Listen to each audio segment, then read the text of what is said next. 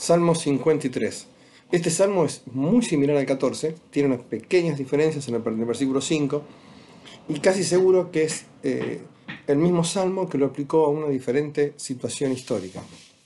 Comienza diciendo: dice el necio en su corazón, no hay Dios. Este concepto es precioso porque habla de necedad, que es falta de entendimiento, falta de razonamiento, pero lo dice que está en su corazón, no en su mente. Por lo tanto, es algo que él sentía, algo que él decidió, ¿sí?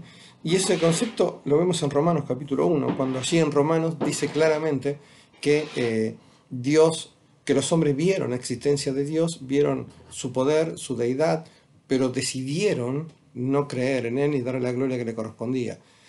Por eso dice acá: no hay Dios. Esta forma de pensar quita del hombre un ser superior que establece las leyes, un ser superior que establece la moral. Entonces la moral, el dueño de la moral pasa a ser cada uno en su corazón, y todos tenemos una justificación para nuestra actitud, ¿no?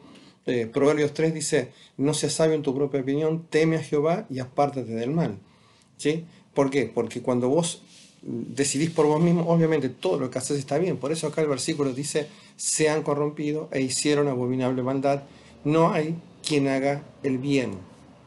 Versículo 2 dice: Dios desde los cielos miró sobre los hijos de los hombres para ver si había alguien entendido que buscara a Dios.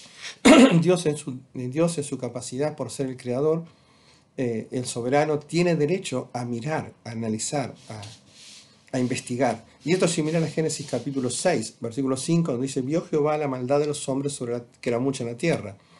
O en Génesis capítulo 11, y dice: y descendió Jehová para ver la ciudad y la torre. Este concepto de Dios, que a pesar de que el hombre diga que no existe, Dios sigue controlando y vigilando lo que sucede en su creación.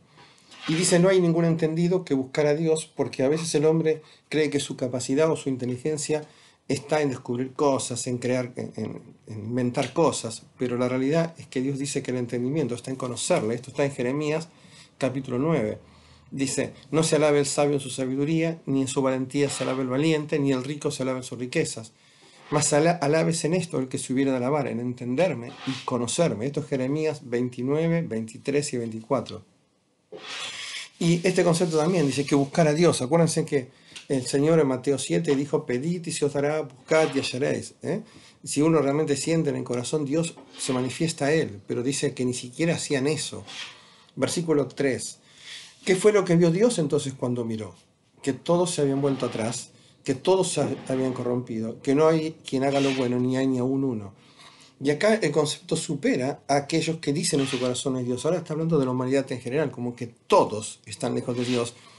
Y obviamente este hecho se han corrompido es porque al alejarse de Dios, de la bondad de Dios, obviamente, naturalmente se van a ir corrompiendo ellos mismos. Versículo 4. No tienen conocimiento los que hacen iniquidad, que devoran a mi pueblo como si comiesen pan y a Dios no invocan. Lo que está diciendo es que Israel, al alejarse de Dios, como todo, termina siendo fácil presa de los enemigos, ¿no? Pero Dios dice acá que comiesen a mi pueblo y a Dios no invocan. Es como diciendo: yo sé que estos hombres son enemigos de Dios, ¿sí? Y que en su corazón hay falta de acercarse a Dios, porque toda la naturaleza era así, pero también dice que devoran a mi pueblo como pan. O sea, es como que la agresión es incontrolable. Dice, acá es donde el versículo cambia. Allí al 14. Allí se sobresaltaron de pavor donde no había miedo. Acá Dios está actuando. Dios dice: donde no había nada que temer, en su corazón vino el temor. ¿Por qué? Porque Dios actuó. Y dice: porque Dios ha esparcido los huesos los huesos del que puso serio contra ti. Los avergonzaste porque Dios los desechó. Acá Dios está actuando. Ellos creyeron que Dios no iba a entrar en el juego y sin embargo Dios lo hace. ¿Cómo? Poniendo miedo donde no tenían que temer. Y Dios los desparramó a lo largo del territorio, ¿sí? Casi seguro que hace referencia a esto a Sennacherib. Y después termina diciendo el último salmo: o si saliera de Sion la salvación de Israel. O sea, en un momento esto va a suceder, porque de verdad viene de los judíos la salvación. Y dice: cuando Dios hiciere volver de la cautividad a su pueblo, se gozará Jacob y se alegrará Israel.